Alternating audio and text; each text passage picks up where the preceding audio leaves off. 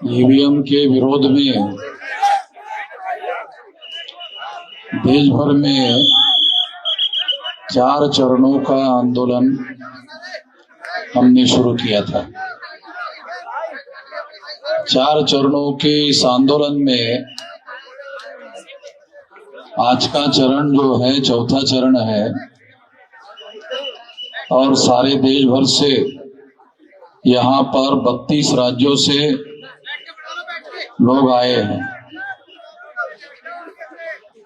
32 state से लोग आए हैं और ईवीएम के विरोध में सारे देश भर में जब हमने इसके बारे में सबसे पहले शुरू किया था,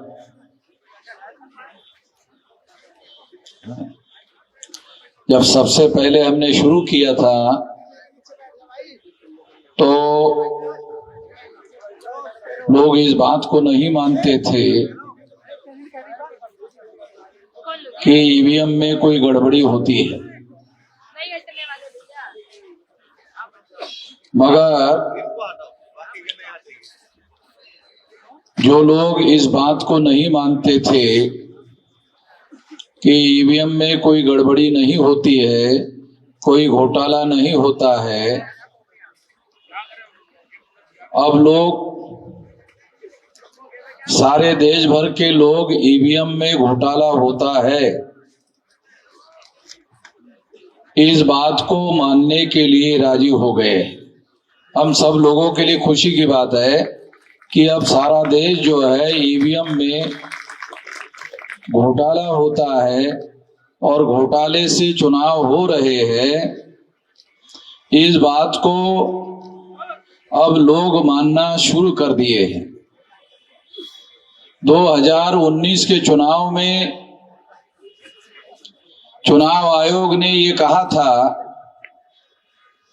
कि ये जो डाटा है, ईवीएम मशीन का डाटा है, पेपर ट्रेल का डाटा है, इसे साल भर सुरक्षित रखा जाएगा।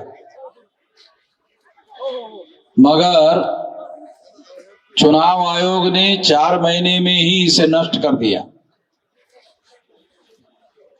4 महीने में नष्ट क्यों कर दिया?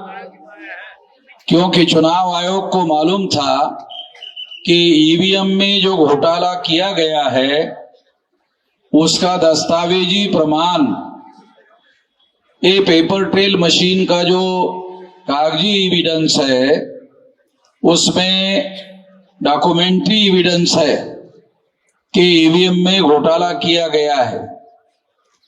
इसलिए चुनाव आयोग को ये चीज मालूम होने की वजह से इसे चुनाव आयोग ने साल भर सुरक्षित रखने के बजाय 4 महीने में ही नष्ट कर दिया।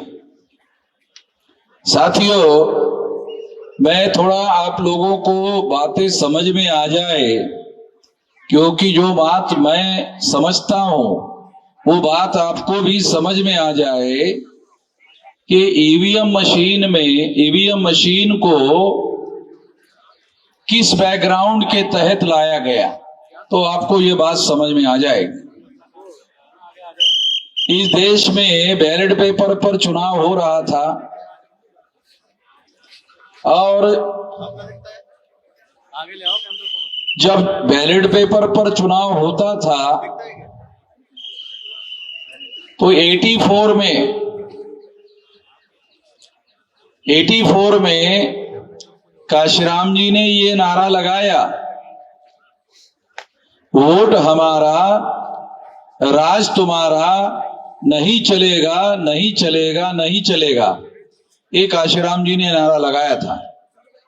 तब भारत का जो शासक वर्ग था उनको ये लगा कि जो लोग शासक चुनने का काम करते थे और दूसरे ही लोगों को शासक चुनते थे, अब कहने लगे वोट हमारा, राज तुम्हारा, नहीं चलेगा, नहीं चलेगा, तो अब ये लोग अपना शासन बनाना चाहते हैं। अपना शासक बनाना चाहते हैं, शासन बनाना चाहते हैं, अपना राज बनाना चाहते हैं। आप लोगों को याद है या नहीं है मालूम नहीं कि 84 को 14 अप्रैल 84 को काशीराम जी ने बहुजन समाज पार्टी बनाई और 81 में 6 दिसंबर 81 को उन्होंने एक संगठन बनाया था DS4। कुछ लोगों को जानकारी होगी, कुछ लोगों को जानकारी नहीं होगी। हम तो इस आंदोलन में शुरू से संघर्ष में शामिल होते रहे।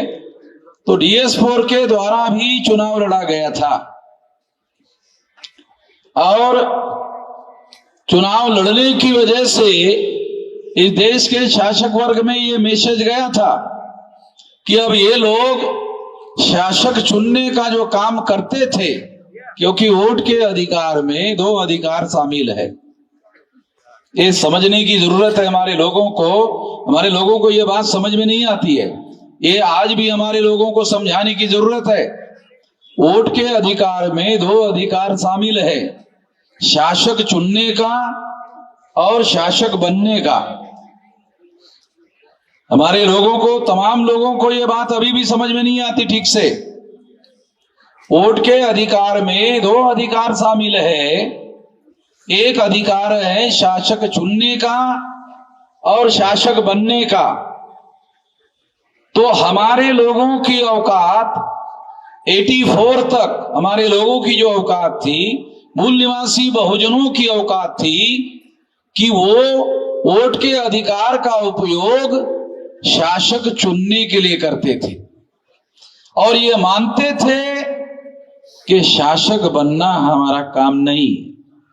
हमारे लोग ऐसा मानते थे कि शासक बनना हमारा काम नहीं है, इसलिए वो शासक चुनने का ही काम करते थे और दूसरों में से शासक चुनते थे। इसलिए दूसरों में से शासक चुनते थे।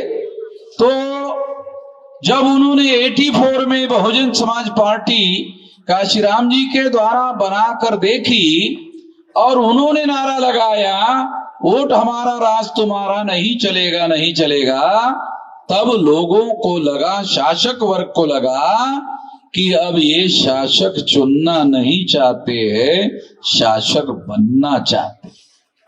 शासक चुनना नहीं, शासक बनना चाहते। तो ये अभियान काशीराम जी के द्वारा शुरू किया गया था और इस वजह से 84 में जब ये बात सामने आई तो ईवीएम मशीन लाने का काम शुरू हुआ।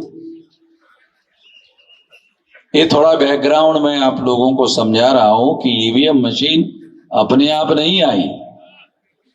ईवीएम आने के पीछे एक बहुत बड़ी वजह यह है कि हमारे लोगों ने इस देश में शासक बनने का अभियान शुरू किया था।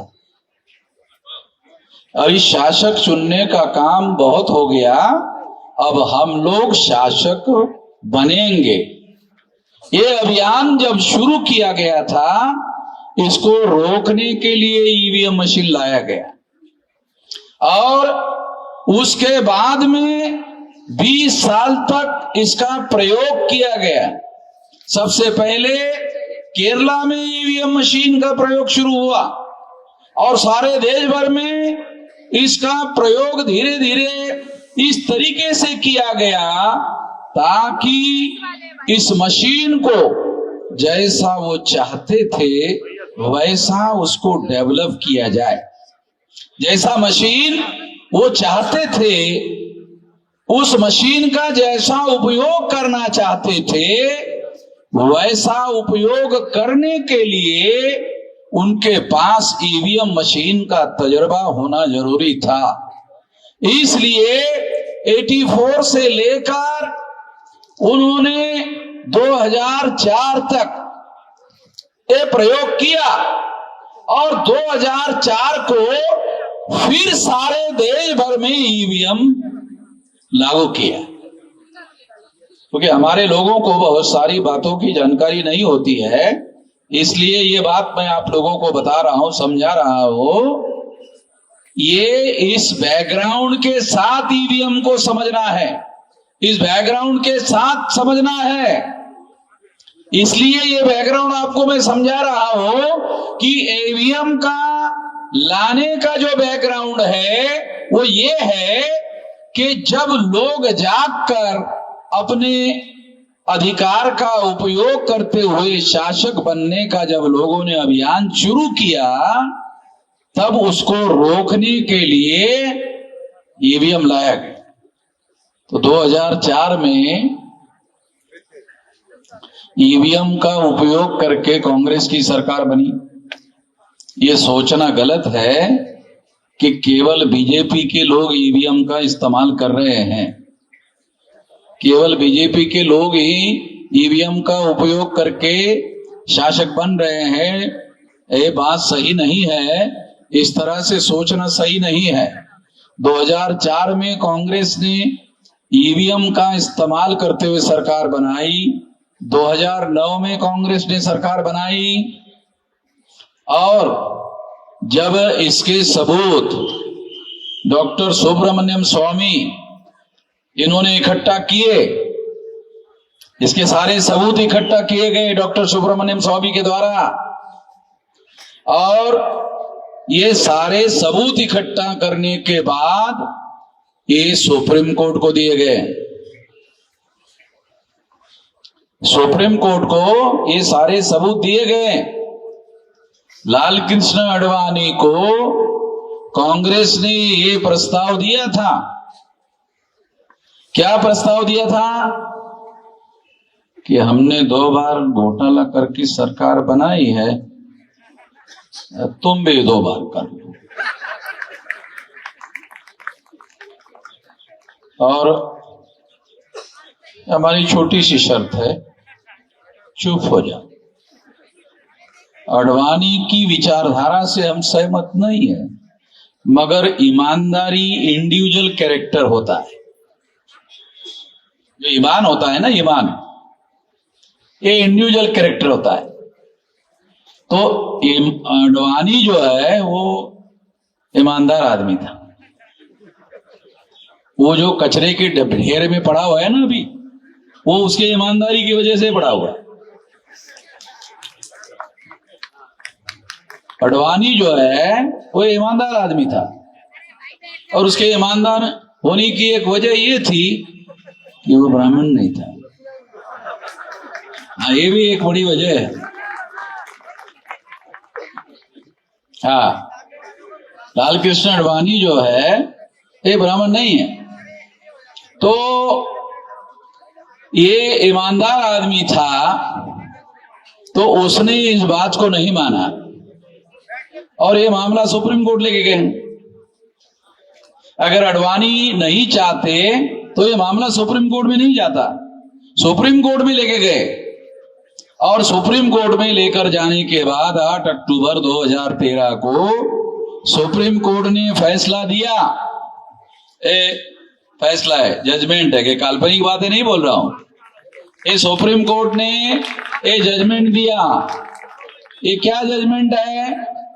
कि ईवीएम मशीन के द्वारा फ्री, फेयर एंड ट्रांसपेरेंट चुनाव नहीं हो सकता।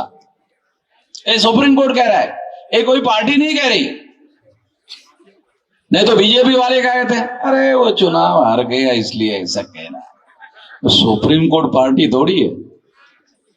सुप्रीम कोर्ट ने तमाम लोगों की बातों को सुना, सरकार का भी सुना, चुनाव आयोग का भी सुना, विरोधी पार्टी का भी सुना। सबका सुनने के बाद निर्णय दिया कि ईवीएम मशीन के द्वारा फ्री, फेयर एंड ट्रांसपेरेंट चुनाव नहीं हो सकता। ये सुप्रीम कोर्ट ने निर्णय दिया, और ये सुप्रीम कोर्ट ने निर्णय देने के बाद में ये जजमेंट में सुप्रीम कोर्ट ने और एक कहा कि चूंकि केवल ईवीएम मशीन के द्वारा फ्री, फेयर एंड ट्रांसपेरेंट चुनाव नहीं हो सकता। फ्री का मतलब मुक्त चुनाव नहीं हो सकता, फेयर का मतलब निष्पक्ष चुनाव नहीं हो सकता, ट्रांसपेरेंट का मतलब पारदर्शी चुनाव नहीं हो सकता, क्योंकि पहले जो ईवीएम मशीन थी उसमें वोटर वोट डालने के बाद उसका वोट किसके नाम पर जमा हुआ आंखों से दिखता नहीं था, आंखों से दिखता नहीं था। तो ये मशीन पारदर्शी भी नहीं थी। तो इस तरह से सुप्रीम कोर्ट ने अपने जजमेंट में लिखा हुआ है। और फिर जजमेंट में दूसरी बात लिखी कि फ्री फेयर एंड ट्रांसपेरेंट चुनाव के लिए पेपर ट्रेल मशीन लगाना होगा। तो पेपर ट्रेल मशीन लगाई गई। तो पेपर ट्रेल मशीन लगाने से क्या हुआ? पेपर ट्रेल मशीन लगाने से केवल ये दिखाई देता था कि आपने जिस पर बटन दबाया उसी पर स्टैंप लगा, आंखों से केवल दिखाई देता था, केवल आंखों से दिखाई देता था। और दिखाई देने के बाद कागज का टुकड़ा कटकर बैलेट बॉक्स में गिरता था, मगर गिनती जिस ईवीएम में घोटाला होता है उसी ईवीएम की गिनती होती थी। यानी घोटाला सुप्रीम कोर्ट का निर्णय लगने के बाद भी बदस्तूर जारी रहा। क्यों? क्योंकि कागज का टुकड़ा गिरकर जो बैलेट बॉक्स में गिरता था उस कागज के टुकड़े की गिनती नहीं होती थी। ईवीएम मशीन में जो टेक्नोलॉजी है, टेक्नोलॉजी क्या कर सकती है कि यान चांद पर गया, चांद पर जाने के बाद पता चला बॉम्बे के इंजीनियरों को कि कुछ यान में गड़बड़ी हो गई।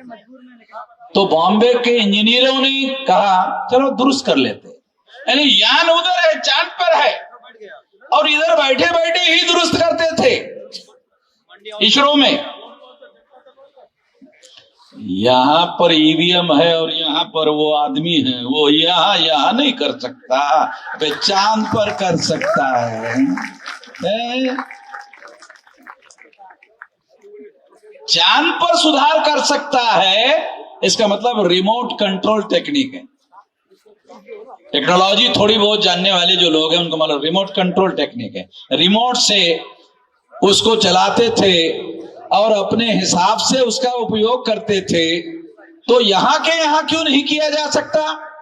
तो ईवीएम मशीन में पेपर ट्रेल मशीन लगाया गया, मगर पेपर ट्रेल का जो कागज का टुकड़ा है उसमें तो स्टैंप लगा हुआ है, उसकी तो गिनती नहीं होती थी। गिनती जिस ईवीएम में घोटाला होता था उसी की गिनती होती थी। तो ये अभी भी जारी है, ये अभी भी जारी है। भ्रम क्या हुआ? अरे पेपर ट्रेल तो लग गए ना, आप बोल रहे थे ना, लगा दिया, लगा दिया। जैसे बहुत सारी महिलाएं कार्यक्रम में जाने के पहले झुमका लगा देती है और घर में जाने के बाद वापस फिर उतार कर रख देती है, उसी तरह से चुनाव आयोग ने वो मशीन लगा दिया, हो गया, फिर उसको उतार के रख दिया। यानी उसका कोई उपयोग नहीं करते थे। ऐसे ही एग्जाम्पल के लिए दे रहा हूं, महिलाएं अपने मन में किंतु परंतु ना रखे। मैं एग्जाम्पल आप लोगों को समझने के लिए बता रहा हूं, एग्जाम्पल देने के लिए बता रहा हूं ताकि बात हमारे लोगों को समझ में आ जाए। साथियों, ये जो ईवीएम मशीन है, ये ईवीएम मशीन हम लोगों को समझना बहुत ज्यादा जरूरी है, क्योंकि ईवीएम मशीन ने आपका शासक चुनने का जो अधिकार है, शासक बनने का जो अधिकार है, वो वोट में शामिल है। आप जिसको चुनना चाहते हैं, तो आप अगर अपने आप को चुनना चाहते हैं, वो अधिकार इसकी बदौलत खत्म हो जाता है, इसकी वजह से खत्म हो जाता है। अगर आपका वोट का अधिकार खत्म हो गया तो क्या होगा? तो ये भ्रम खत्म हो जाएगा। कौन सा? वोटर सरकार चुनते हैं। सबसे अहम बात समझना जरूरी है, क्या है? वोटर सरकार चुनते हैं। वोटर सरकार चुनते थे, ईवीएम आने के बाद ईवीएम सरकार चुनती है, वोटर सरकार नहीं चुनते हैं। ये वोट की सरकार बनना बंद हो गया ईवीएम की वजह से। और इस वजह से क्या होगा, बारी बारी से राज होगा। कांग्रेस जाएगी तो बीजेपी आएगी, बीजेपी जाएगी तो कांग्रेस आएगी, ऐसे होगा। इससे इस देश में लोकतंत्र की जो सरकार है, वोटों के समर्थन की सरकार, जो जनता भारत की चाहती है, जिसको सरकार बनाना चाहती है, वो सरकार नहीं बनेगी। इस वजह से साथियों, मैं आप लोगों को ये बात समझा रहा हूं, क्योंकि आखिर ये बात हम लोगों को समझना होगा। चुनाव आयोग के लिए हम लोगों ने एक लंबा पर्चा निकाला, सारे बहुत तमाम सवाल है। चुनाव आयोग ने किसी सवाल का कोई जवाब नहीं दिया। चुनाव आयोग कौन है भाई? भारत के संविधान निर्माताओं ने चुनाव आयोग को अधिकार दिया। किस काम के लिए अधिकार दिया? फ्री, फेयर और ट्रांसपेरेंट चुनाव संपन्न कराने के लिए अधिकार दिए। मालिक नहीं बनाया वोटर लोगों का, उन्होंने संविधान निर्माताओं ने अधिकार दिया चुनाव आयोग को। आपको काम कितना है? फ्री, फेयर एंड ट्रांसपेरेंट चुनाव करवाना चाहिए। चुनाव कमीशन अपने ही लेवल पर निर्णय कर रहा है। सारे देश के लोग जब ईवीएम नहीं चाहते हैं, सारे देश के लोग जब ईवीएम नहीं चाहते हैं, लोग नहीं चाहते हैं, तो आप जबरदस्ती क्यों कर रहे हो भाई? आपके पास तो ऐसा कोई पावर नहीं है। और अभी सुप्रीम कोर्ट के लॉयर ने कहा कि ऐसा कोई कानून में तब्दीली करने की भी जरूरत नहीं है। वो चुनाव आयोग चाहे तो वोटों से चुनाव करवा सकता है, चुनाव आयोग चाहे तो ईवीएम से वोटों कर सकता है। आज के तारीख में भी चुनाव आयोग कई जगह ईवीएम से चुनाव करवा रहा है, और आज के ही तारीख में वोटर से भी चुनाव करवा रहा है। कई जगह एक ही साथ कई जगह ऐसे करा रहा है। तो इसका मतलब है वोट डालने के आधार पर चुनाव करने का काम बंद नहीं हुआ है। ये कानून खत्म नहीं हुआ है, ये कानून अभी भी बरकरार है। चुनाव आयोग जबरदस्ती क्यों करना चाहता है कि ईवीएम मशीन से ही वोट हो? चुनाव आयोग शासक वर्ग का टूल हो गया है। देश में जो शासक वर्ग है, जैसे 14 अगस्त 47 तक ब्राह्मण भारत का शासक वर्ग था, नहीं 14 अगस्त 47 तक अंग्रेज भारत का शासक वर्ग था। रात के 12:01 हो गया तो भारत का शासक वर्ग ब्राह्मण हो गया। भारत का शासक वर्ग ब्राह्मण हो गया। और जो भारत का शासक वर्ग, जो जिनकी संख्या 3.5% है, सारे देश भर के लोगों को हर 18 साल के व्यक्ति को वोट का अधिकार बहाल हुआ। उसके द्वारा चुनकर आने वाली सरकार के द्वारा ब्राह्मण भारत का शासक वर्ग बना नहीं रह सकता। अगर फ्री, फेयर एंड ट्रांसपेरेंट चुनाव हो जाए, अगर हमारे लोग अगर इतने ही समझदार होते कि केवल चुनने का काम करना है, मगर काशीराम जी ने ये सिद्ध कर दिया कि नहीं, बन भी सकते हैं, हम शासक वर्ग बन भी सकते हैं। ऐसा हमारे लोगों का जो सोच है कि नहीं बन सकते हैं, उन्होंने मुख्यमंत्री बनवा कर दिखाया और शासन चलाकर दिखाया और 4-4 बार मुख्यमंत्री बनवा कर दिखाया और चलाकर दिखाया। जो लोग ऐसा सोचते थे कि हम नहीं बन सकते, बन गए और सरकार चलाकर भी दिखाई। इसका मतलब ये है कि हम शासक बन सकते हैं और चला भी सकते हैं। ये आत्मविश्वास हमारे लोगों के अंदर अब पैदा हो गया। बामसेफ के द्वारा सारे देश भर में हम लोगों ने ऐसा जागरण, महाजागरण सारे देश भर में चलाया हुआ है और लोग इस काम के लिए अब तैयार हो रहे हैं। तो सबसे पहले तो आप लोगों को सबसे अहम बात क्या करना है, यहां जो मैं मैसेज आपको देना चाहता हूं कि आखिर करना क्या है, ये बहुत इंपॉर्टेंट बात है। साथियों, आने वाले समय में अभी 24 चल रहा है, हमने 2030 तक का 7 साल 8 साल का समय निर्धारित किया। ये 8 साल में आपको करना क्या है, तो 8 साल में आपको 6 लाख गांव का संगठन बनाना है। अगर आप 6 लाख गांवों में जाते हो, जैसे दिल्ली में आए 2000 किलोमीटर से आए, 1500 किलोमीटर से आए, अपने जिले में 200 किलोमीटर जाओ, अपने गांव में जाओ और अपने गांव में कमेटियां बनाओ।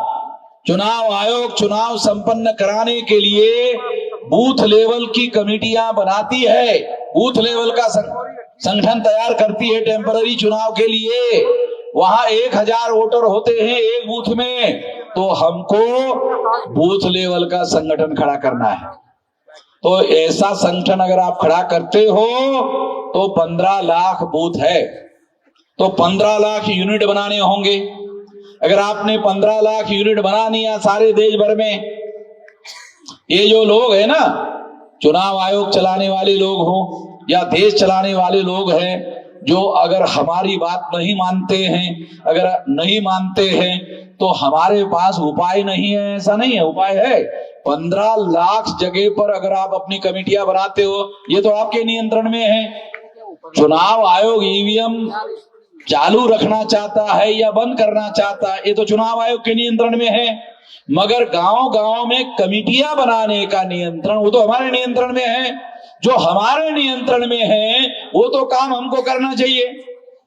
अगर हम 15 लाख जगह पर इस तरह की कमेटियां बनाते हैं और ये 15 लाख बूथ में, एक बूथ में मान लो शेड्यूल कास्ट के लोगों की जो अपर लेयर है कमेटी बनाते हैं, मोस्ट बैकवर्ड शेड्यूल कास्ट की कमेटी बनाते हैं, एक्सट्रीम बैकवर्ड शेड्यूल कास्ट की कमेटी बनाते हैं, शेड्यूल ट्राइब की कमेटी बनाते हैं, मोस्ट बैकवर्ड शेड्यूल ट्राइब की कमेटी बनाते हैं और नॉमिनिक ट्राइब की कमेटी बनाते हैं, एमबीसी की कमेटी बनाते हैं, ओबीसी की कमेटी बनाते हैं, मुस्लिम, सिख, ईसाई, बुद्धिस्ट, जैन, लिंगायत 15 इंटू 14 कमेटियां, 1000 के बूथ में 14 कमेटियां अगर आप 3-3 लोगों की बनाते हो तो ये 2 करोड़ 10 लाख कमेटियां होगी सारे देश भर में।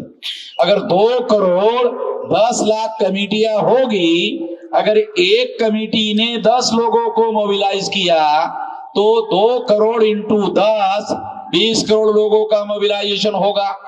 अगर आपने 40 लोगों को मोबिलाइज किया, ने 20 लोगों को मोबिलाइज किया तो ये 40 करोड़ होगा। अगर आपने 25 लोगों को मोबिलाइज किया तो ये 50 करोड़ मोबिलाइज हो जाएंगे लोग। अगर सारे लोग 2030 में 50 करोड़ लोग अगर मैदान में उतर गए, 50 करोड़ लोग अगर उतर गए, तो फिर कोई चाकू, छुरी, बंदूक, गोली, बम गोला, बम कुछ जरूरत नहीं है। हमारे लोग बोलते हैं ना, तलवार उठाएंगे, वो करेंगे, कुछ करने की जरूरत नहीं है। मैं इसके समर्थन में नहीं हूं। हमारे लोग ही इतने हैं, अरे अगर सड़क पर उतर गए, अगर उन्होंने पेशाब कर दिया तो महा फ्लड आएगा। और ये जो 3.5% लोग हैं वो फ्लड में बह जाएंगे। तो हमारे लोगों को हमारे जनशक्ति की ताकत का पता नहीं है। ये हमारे लोगों की इतनी जनशक्ति है, उसको जगाने का काम करो। बम गोले, हथियार, चाकू, छुरी, बंदूक, गोली, इसका कोई मतलब नहीं है, क्योंकि वो शासक उनके पास है, पुलिस फोर्स उनके पास है, मिलिट्री उनके पास है, पैरामिलिट्री उनके पास है। तो आपको 15 दिन में अरेस्ट कर लेंगे, अंदर डाल देंगे, मामला खत्म। ये कोई उपाय नहीं है। 9 अगस्त 1942 को गांधी ने क्विट इंडिया मूवमेंट शुरू किया। गांधी ने क्विट इंडिया मूवमेंट शुरू किया था। उसके बाद अंग्रेजों ने भारत छोड़कर जाने का फैसला किया। हिस्टोरिकल बातें, पुरानी कहानी, 1000 साल पुरानी नहीं बोल रहा हूं। अरे 9 अगस्त 42 की, क्विट इंडिया मूवमेंट की, एक गांधी ने ऐसा किया था। अगर हम लोग इतना बड़ा आंदोलन खड़ा करते हैं, क्योंकि हमको हमारे नियंत्रण में काम है, जो काम हमारे नियंत्रण में है वो करो। जो चुनाव आयोग के नियंत्रण में है, चुनाव आयोग करता है, नहीं करता है, कहां जाएगा? भाग जाएगा क्या? देखो, अगर 10 साल के बाद अगर हम लोग काबिज हो गए तो 10 साल के बाद चुनाव कमिश्नर को फांसी की सजा देंगे। आपको कानून की ताकत पता नहीं है, आप लोगों को कानून की ताकत पता नहीं है। अगर वो मर गया तो ही बचेगा, क्योंकि उसको पकड़कर फांसी देने के लिए जिंदा ही नहीं है। मगर चुनाव कमिश्नर अगर जिंदा है और हमारा राज आ गया, देशद्रोह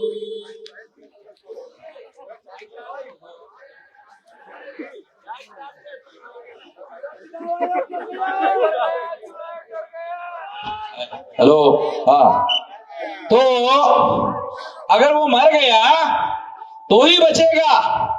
अगर रिटायर्ड हो गया और पेंशन खा रहा है, पेंशन ही खाता रहेगा, तो वो 10 साल 20 साल के बाद भी देशद्रोह का मुकदमा फेस करना पड़ेगा उसको। ये देशद्रोह का काम है। ये जो कर रहे हैं, ये देशद्रोह का काम कर रहे हैं। वो बख्शेंगे नहीं, वो जाएंगे नहीं। कहां जाएंगे, कहां भागेंगे? भारत के बाहर हाँ, एक रास्ता ये है, भारत के बाहर। मगर हमारी, अगर मान लो अमेरिका में गए तो हम अमेरिका के साथ एग्रीमेंट करेंगे, ये लोगों को भारत भेजो। अरे भाई, जो शासन करने का हुनर है ना, तो ये उसके बाद सही चीजें कर सकते हैं, हर चीज कर सकते हैं। तो दुनिया में आप जाओगे कहां? अमेरिका बोलेगा इसको क्यों भेजना, हमारे देश में अपराध किया, अब अपराधी को संरक्षण क्यों दे? बात तो सही, मानना पड़ेगा उसको कि अपराधी को नहीं दे सकते हम संरक्षण। तो अपराधी बोले हाँ ठीक है, ले गए। तो इस तरह से मैं आपको ये बताना चाहता हूं कि आने वाले समय में हम लोगों को ये बहुत बड़ा राष्ट्रीय स्तर का आने वाले समय में आंदोलन खड़ा करने के लिए एक बड़ा इशू है। देखो, आंदोलन खड़ा करने के लिए इशू भी तो चाहिए ना, है? आंदोलन खड़ा करने के लिए इशू चाहिए कि नहीं? अब उन्होंने दे दिया। मैं, आपका सोचने का तरीका अलग है, मेरा सोचने का तरीका क्या है मालूम है? इस मामले को सॉल्व ना करे तो ही ठीक है। मैं थोड़ा अलग तरीके से सोचता, मेरे सोचने का तरीका अलग है। क्यों? मान लो सॉल्व कर दिए तो आंदोलन कैसा करेंगे? आंदोलन करेंगे तो करोड़ों लोगों को अपने समर्थन में खड़ा करेंगे, और करोड़ों लोगों का आंदोलन नहीं रहेगा, आंदोलन जन आंदोलन हो जाएगा। और अगर आंदोलन जन आंदोलन हो गया तो ये जो 3.5% लोग हैं, ये 3.5% लोगों की हम लोग मुक्त हो जाएंगे, आजाद हो जाएंगे, और हम लोग इस देश के आजाद नागरिक होंगे और हमारा इस देश में राज भी होगा। मैं ऐसा मानकर चलता हूं कि ये कहानी अब 7-8 साल की है, ज्यादा लंबी नहीं है। ये जो हमारा राज और हमारी मुक्ति की जो बात मैं आपको बता रहा हूं, क्योंकि मैं आंख लगा कर देखता हूं, आप लोगों को आंख खुली रख के भी दिखता नहीं है। क्यों? क्योंकि मैं तो दूरदृष्टि से देखता हूं और डेली सारे देश को और सारे समाज को और लोगों को जगाने के काम में लगा हुआ हूं, तो मैं उस हिसाब से सोचता हूं। मैंने 18 साल कुछ महीने की मेरी उम्र थी, तब से लगा हुआ हूं, और अभी मेरी उम्र 67 साल की है। तो ये इतना बड़ा जो सारे देश भर में अब आंदोलन, जन आंदोलन की दिशा में आगे बढ़ रहा है, ये इतना लंबे देर से तैयारी करने की वजह से है। आप लोगों को लगता है 8 साल, ओ अरे बहुत लंबा है। हमारे लोगों को ऐसा लगा 8 साल बहुत लंबा है। ये जो नौजवान लोग हैं, 8 साल में तो ये लोग हुक्मरान बनने के लिए परिपक्व हो जाएंगे, तैयार हो जाएंगे। इसलिए ये तैयार हो जाएंगे तो जरूरी थोड़ी है कि वामन मेश्राम को ही हुक्मरान बनना चाहिए। आप में से भी कोई आदमी हुक्मरान बने, क्यों नहीं बनना चाहिए? इसके समाज को तैयार कर रहे हैं, इसलिए ये काम चल रहा है, ये कारवां चल रहा है। हम लोग अपने लिए नहीं लड़ रहे हैं, हमारे कौम के लिए लड़ रहे हैं, इंडिविजुअल के लिए नहीं लड़ रहे हैं। ये बात साथियों हम लोगों को ध्यान देना बहुत ज्यादा जरूरी है। साथियों देखो, एक बात और मैं आपको बताना चाहता हूं, वो ये है कि आज से 2010 में जब ये मामला मैंने खड़ा किया था, कब कोई जानता नहीं था, बल्कि मेरे ही कार्यकर्ता मुझे ये कहते थे, खाम का ये तो आदमी को यार अकलमंद मानते थे, वामन मेश्राम को तो सेंसिबल आदमी मानते थे, ये क्या गलत मुद्दा लेके गए। तो इतनी समझदारी और इतनी अक्ल जो है, इतना आसान काम तो है नहीं कि सभी के पास हो जाए। अगर सभी के पास हो जाए तो फिर वामन मेश्राम राष्ट्रीय अध्यक्ष कैसे बनेगा? वामन मेश्राम राष्ट्रीय अध्यक्ष नहीं बनेगा ना। तो फिर उसके लिए ये समझदारी होना बहुत जरूरी है, ये जानकारी होना बहुत जरूरी है। तो मैं आपको आखिरी बात कहकर अपनी बात समाप्त करना चाहता हूं साथियों, कि आज से 2010 को ये मामला जब हमने खड़ा किया, तो ये मामला खड़ा करने के बाद में ये कोई नहीं जानता था। आज ये मामला राष्ट्रीय इशू हो गया है, नेशनल इशू हो गया है। नेशनल इशू हो गया, इसका मतलब है अब ये मामला हल होने की दिशा में नेशनल एजेंडे पर आ गया है। और पवार साहब इंडिया गठबंधन के बड़े नेता हैं, वो इस बात को मान गए। इसका मतलब इंडिया गठबंधन में भी मामला अंदर पहुंच गया है। और इसलिए मैं एक बात, आखिरी बात कहकर आपको कुछ आंकड़े हैं बहुत चौंकाने वाले, आपको बताना चाहता हूं। क्या आप में से कितने लोगों को ये पता है? अरे भाई, आप मट्टी के ढेले हो जो पानी से भरभरा जाओगे। मट्टी के ढेले हैं जो पानी गिरने से भरभरा जाओगे। मैं भी तो इधर ही हूं। अभी मट्टी के ढेले नहीं हो, अभी क्या होगा? ज्यादा से ज्यादा क्या होगा? कपड़े गीले होंगे ना। तो शरीर में गर्मी है, ज्यादा से ज्यादा कपड़े गीले होंगे।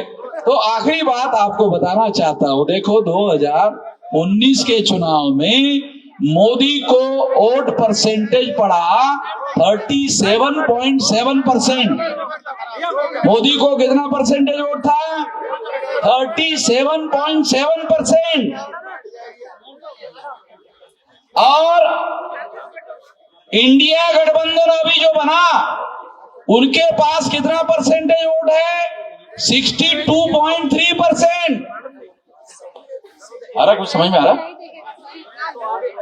तो मोदी को ऐसा लगता है कि वो चुनाव नहीं जीत सकता।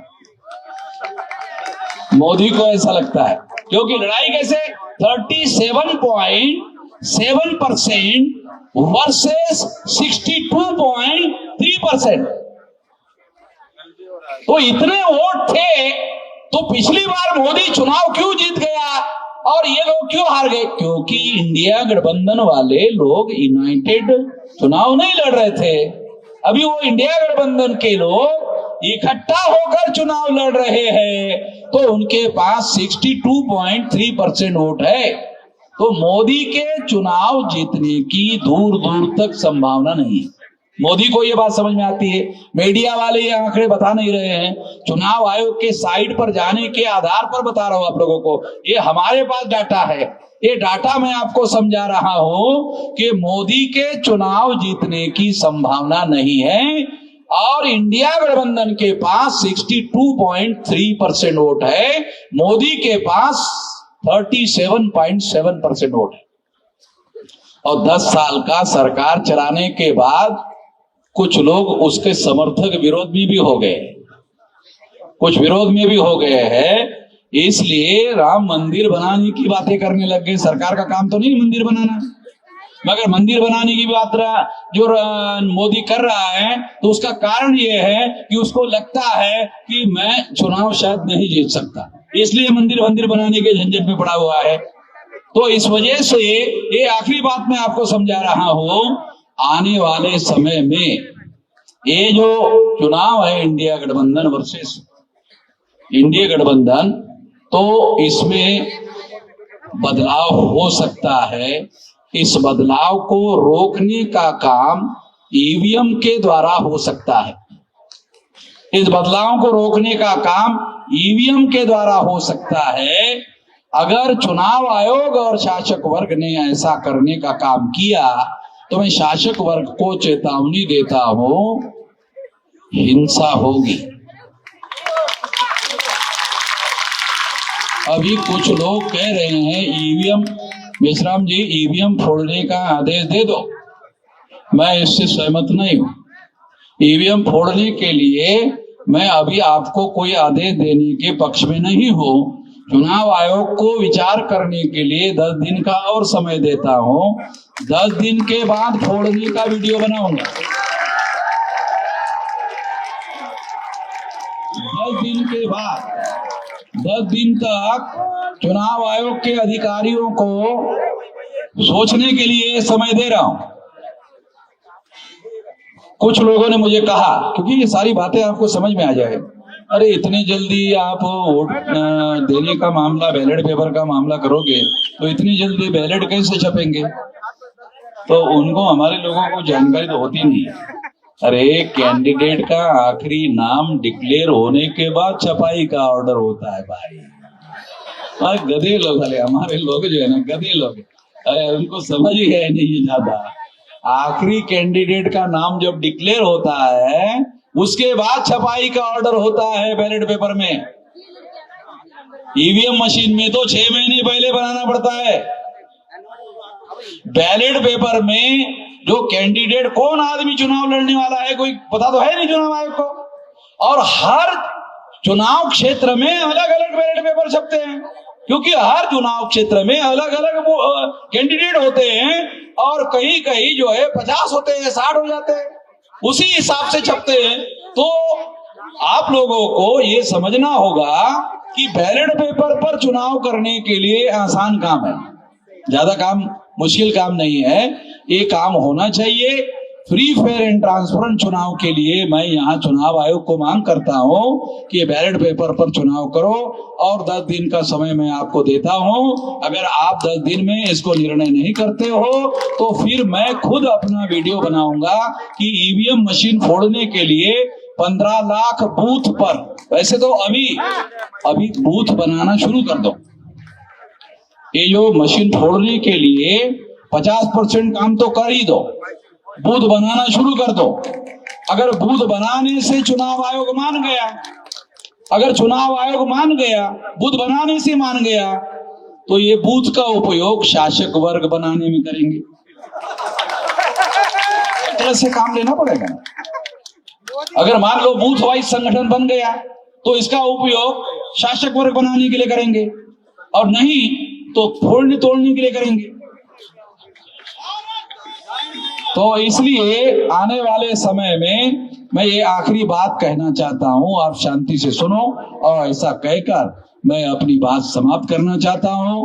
आप यहाँ बहुत भारी संख्या में 32 राज्यों से लोग आए हुए हैं और सारे देश भर से आए हुए लोग हैं। ये आपको लड़ाई जीतना है तो 6 लाख गांवों में और बूथ लेवल का 15 लाख लोगों का संगठन आप खड़ा कर दो। जो चाहते हो वो हो जाएगा। 15 लाख बूथ का अगर आपने संगठन बना लिया तो आप इस देश में जो चाहते हो जाएगा। जो सफलता चाहते हो, जो भी हासिल करना चाहते हो, वो सारा का सारा हो जाएगा। ये करो। इसलिए मैं अपनी बात यहीं पर समाप्त करके आप लोगों का धन्यवाद ज्ञापन करते हुए अपनी बात यहीं पर समाप्त करता हूं और साथियों को निवेदन करता हूं कि वो धन्यवाद ज्ञापन करते हुए आप लोगों का समाप्ति की घोषणा करें।